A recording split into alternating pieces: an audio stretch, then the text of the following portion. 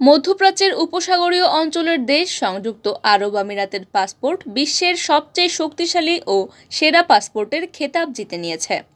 সোমবার এক বিবৃতিতে এই তথ্য জানিয়েছে আন্তর্জাতিক বিনিয়োগ, দ্বৈত নাগরিকত্ব ও পাসপোর্ট বিষয়ক ট্র্যাকিং সংস্থা নোমাড ক্যাপিটালিস্ট। বিবৃতিতে বিশ্বের ১৯৯টি দেশের মধ্যে শীর্ষ 10টি দেশের পাসপোর্টের একটি তালিকা দিয়েছে নোমাড। এই দেশগুলো হলো সংযুক্ত আরব আমিরাত, Luxembourg, Switzerland, Ireland, Portugal, Germany, চেক রিপাবলিক, নিউজিল্যান্ড, সুইডেন ও ফিনল্যান্ড। এর ফলে আমিরাতের পাসপোর্টধারীরা মোট ১৮১টি দেশে ভিসা মুক্ত প্রবেশ এবং অন অ্যারাইভাল ভিসা সুবিধা ভোগ করবেন। এছাড়া বিভিন্ন দেশে ভ্রমণ কর থেকেও অব্যাহতি সুবিধাও ভোগ করবেন তারা।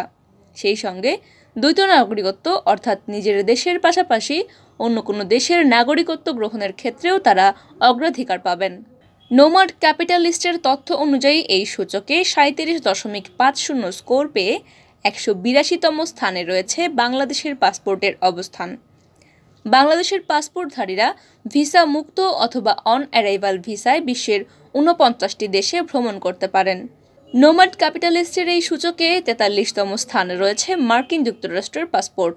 এছাড়া যুক্তরাজ্য ৩০তম এবং ৩৯তম স্থানে রয়েছে অস্ট্রেলিয়া।